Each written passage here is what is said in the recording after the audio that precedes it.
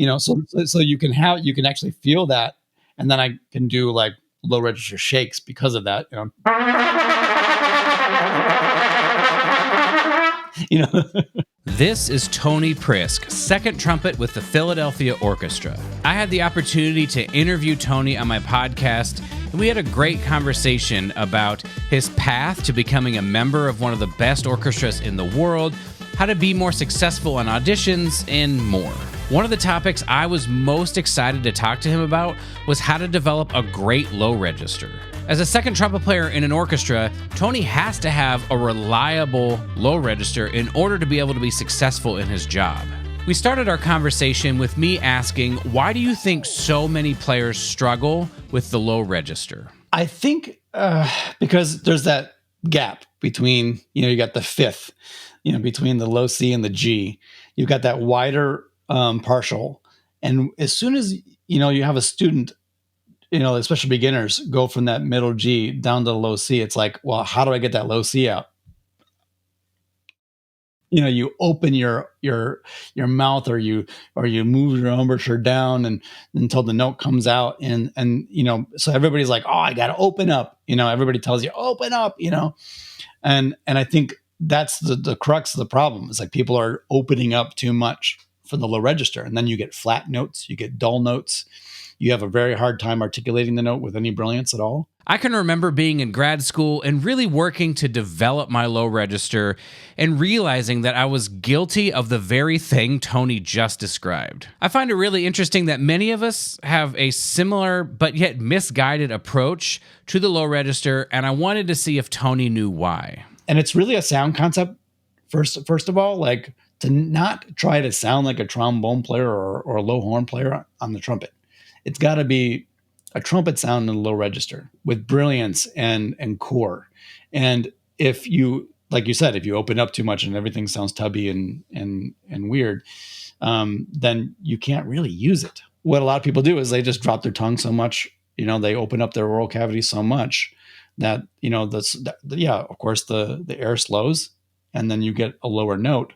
But there's no core and there's no control over the note because there's not that air compression. There's not that the core of stability.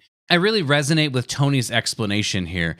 I remember at that time deciding that it was probably better for me to have a little bit more focus in my low playing and have some flexibility in and out of that register rather than dropping my jaw and having the ability to play incredibly loud, but it really wasn't usable. Now that we've identified the problem, I wanted to try to move on to see if Tony had any ideas on how we would solve this problem. Once I kind of got that concept, and I really got it from John Hagstrom, he really showed me this is core in the low register. Hearing him do these exercises and things really got me to hear it myself and to feel it. And that's one of the things you have to first and foremost do is hear somebody do it well, and hear what that sounds like in the same room. And then to know what they're doing to do it. A really good way to really work on this is to use stamp. Great pedal tones will also result in a really good low register and upper register. I love how simple and practical this advice is.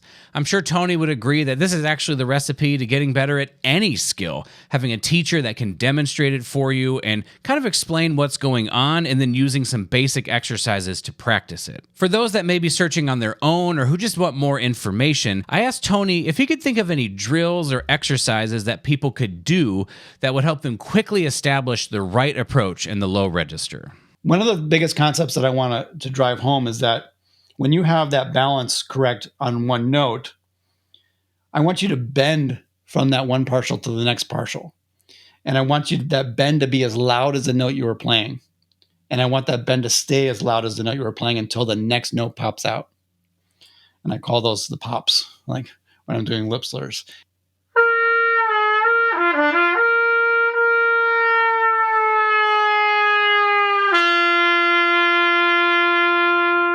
And that's where the horn wants the note to slot.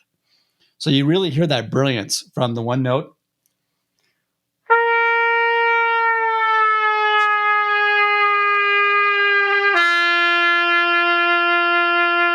See how they just popped out and it's a really resonant tone. You go down to the low notes, it's a little harder because it's a longer way to go, but you do the same thing.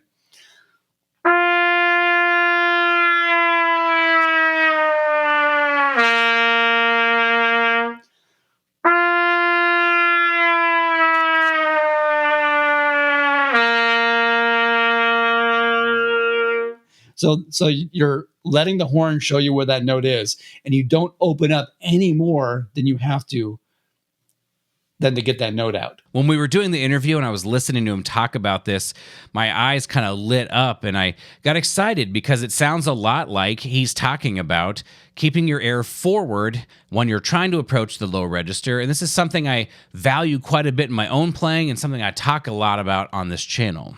Absolutely. So you have that constant air pressure against the opening of your oral cavity very slowly, like very little. I'm opening up so slowly that the pitch is changing that slowly, but you hear the volume, which actually means I have to like put a little bit more air pressure against the change. And then when that note pops out, you hear how brilliant the pop is. And that's a low register that you can use. In addition to talking about what's the right approach and what are exercises to help us find that right approach, I also like to ask the question, how would someone know if they're doing it wrong? If the note sneaks out, if the note comes out, that's usually a sign that you lipped it too much. You grabbed that, you didn't keep the air moving and you grabbed the airstream too much. You didn't just let the note fall into place. One of the things you have to do, especially the lower ones, because it is harder as you go down more fingerings. The longer the horn is, the harder this is. The harder it is to feel, because you really have to move more air through the tubing, or you have to excite more tubing essentially.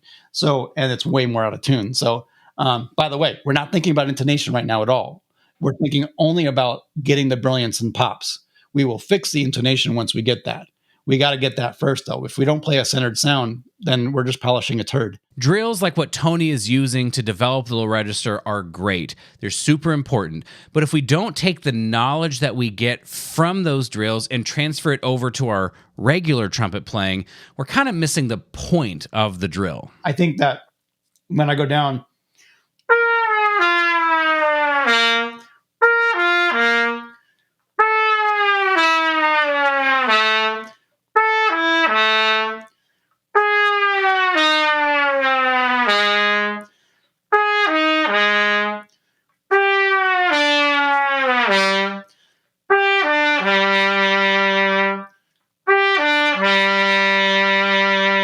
so now I just want to learn where that pop happens and retain that kind of feeling of.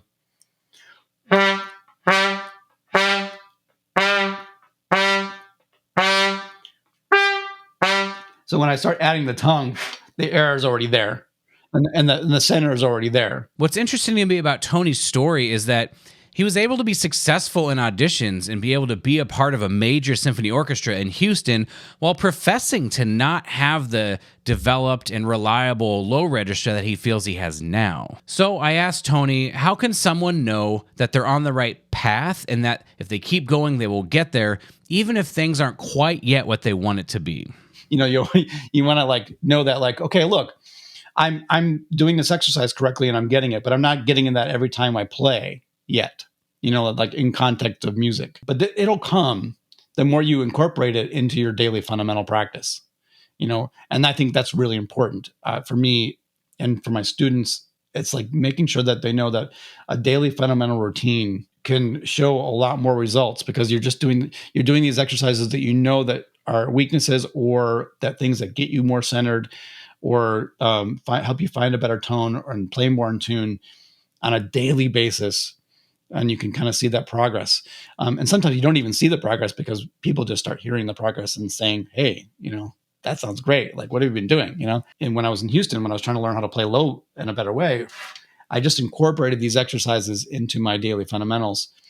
And then it just became part of my playing when I was working at excerpts and when I was working on solos, when I was working on the pieces that I was playing in the orchestra. Every time I put the horn on my face, I was trying to incorporate these things. So it was more of it just kind of osmosis kind of grew into my playing and it was just there. You can know that you have these issues in your playing, but you don't know how you might not know how it's like become a real part of your playing and a part of your like DNA until you like go to play that excerpt that you played a long time ago that you thought was hard, and now it's not hard anymore.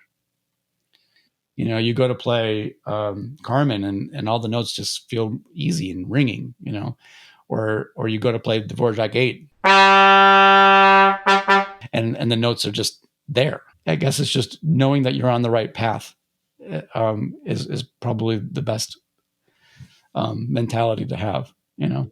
As with any skill, developing a great low register is going to take time and very, very focused work in the practice room. I began using Tony's approach with my students, and I immediately noticed an ability for them to quickly get the brilliance in the core and the ring that Tony was talking about on the low note, which was significantly better than the sound that they were getting before we tried these exercises. Tony talked about having the importance of a teacher to be able to demonstrate good low register playing.